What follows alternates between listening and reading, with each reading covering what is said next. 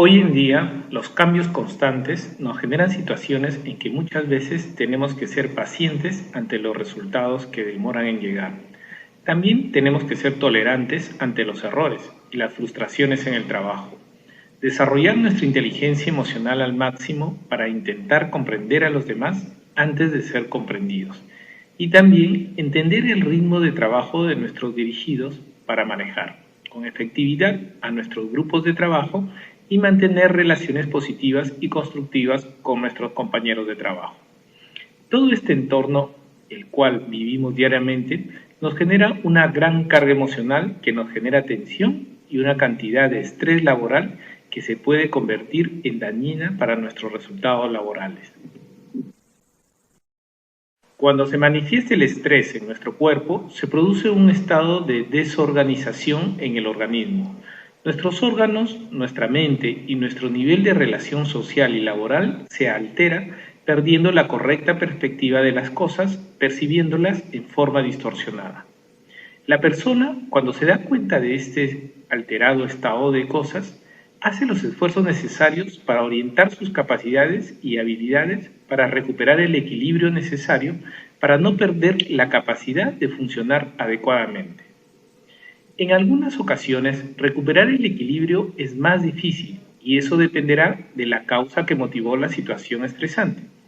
Finalmente, podemos afirmar que el estrés, como toda la alteración conductual, es una respuesta adaptativa frente a una situación nueva o de cambio que nos toca vivir y asumir como parte del proceso de recuperación de nuestro equilibrio frente a una situación de tensión laboral.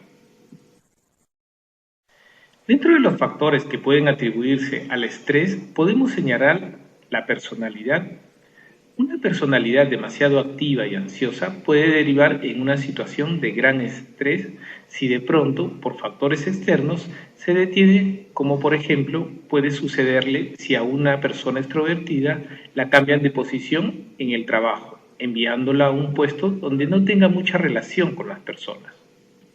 Esta persona puede sentirse aislada o poco valorada y generará un estrés laboral importante. Por otro lado, la situación misma hace que tengamos en ciertas ocasiones un mayor nivel de estrés laboral, como puede ser la gran presión por obtener una meta, los recursos escasos para lograr un objetivo, el mal clima laboral en una organización o en nuestras áreas de trabajo, derivada de una muy mala relación con nuestro jefe, entre otras razones.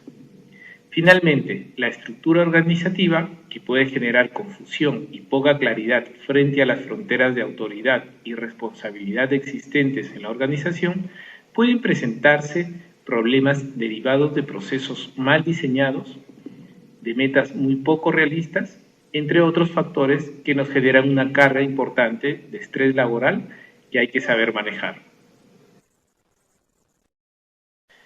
En la vista podemos apreciar en la línea de color rojo el nivel de resistencia física y mental que normalmente tiene una persona. Se produce una reacción de alarma cuando bajamos de ese nivel, lo cual nos generará estrés. Pero nos recomponemos y elevamos nuestro nivel de esfuerzo hasta un límite de resistencia que varía en una persona a otra, en el cual nos sentimos bien y con un nivel adecuado de satisfacción. Se asume que superado el nivel máximo de resistencia, podemos forzar y aterrizar en una situación de estrés. Finalmente, podemos apreciar que cuando se manifiesta el cansancio, es cuando vamos retornando a nuestro nivel de resistencia normal e incluso nos dejamos caer hasta superar en forma decreciente nuestro nivel normal de resistencia.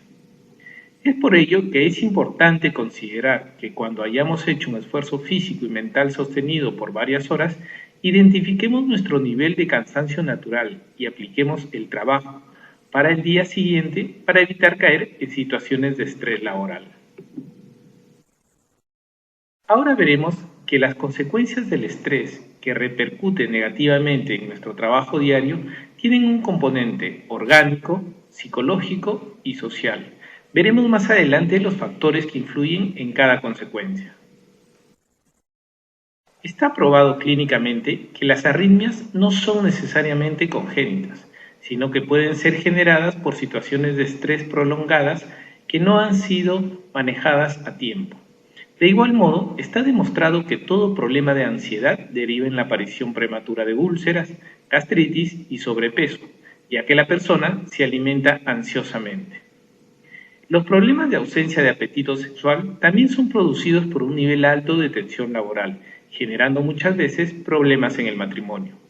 Finalmente, las cefalias son muy poco probables que aparezcan de un momento a otro sin causa conocida, a menos que la persona tuviera algún problema de irrigación cerebrovascular.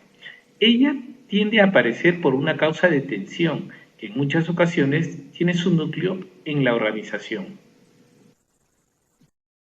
Puede generarse un distanciamiento y sensación de aislamiento que afecta a la pareja en el matrimonio por causa del estrés laboral.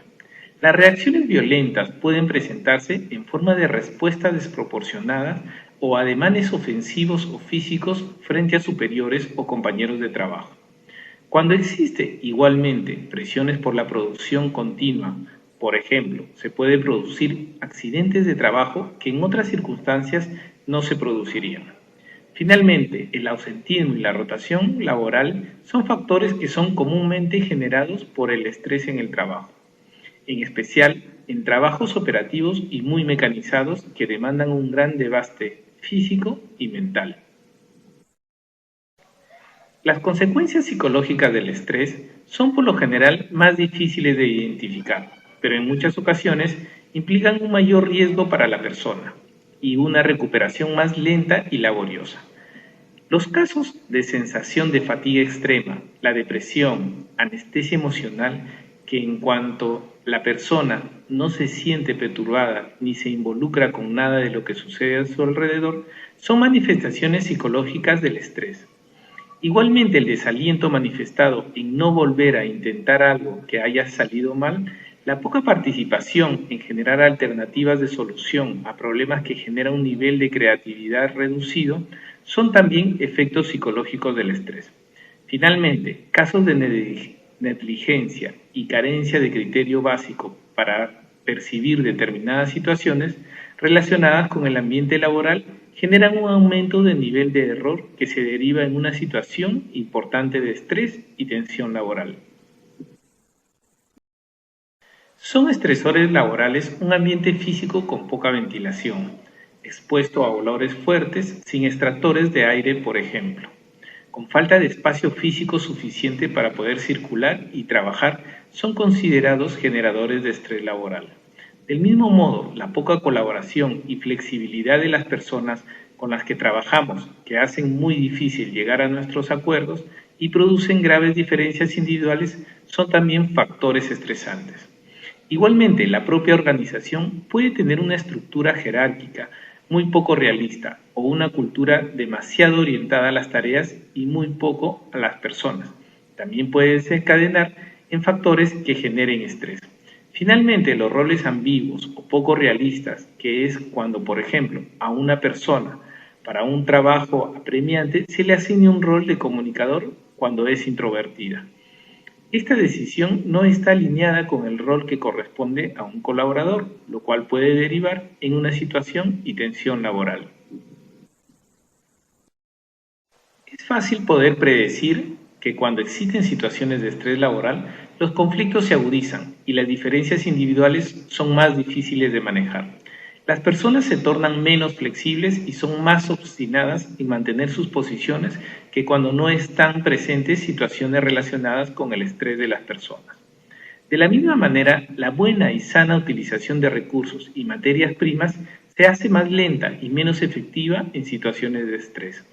Ello se manifiesta en la falta visible de criterio y sentido común para administrar los recursos con eficacia y eficiencia. Finalmente, cuando existen situaciones relacionadas con el estrés laboral, no se puede contar al 100% con las personas involucradas en los procesos, por lo que hacer un buen planeamiento se complica. De la misma manera, sucede con los niveles de creatividad e innovación, para encontrar soluciones distintas a problemas distintos que suceden en la organización como parte de los diarios desafíos en el trabajo. Las formas para reducir el estrés a nivel individual e institucional son las siguientes. Como vemos en el siguiente gráfico, para reducir el estrés laboral, lo más efectivo es afrontar la situación directamente y en forma oportuna, antes de postergar su afronte. De otro lado, en el siguiente cuadro podemos apreciar que la mejor forma de afrontar el estrés es a través del abordaje, de acuerdo al tipo de ansiedad que se tiene. La segunda opción de mayor eficacia son los grupos operativos de ayuda mutua. Como tercera opción en eficacia tenemos a las actividades sociales y finalmente, como último recurso, son las dinámicas de animación. Un error frecuente que se comete en las organizaciones es tratar de eliminar el estrés a través de actividades o simples dinámicas como gimnasia laboral o actividades lúdicas. Lo mejor es trabajar desde adentro de la organización, con los equipos de trabajo y afrontando los problemas directamente.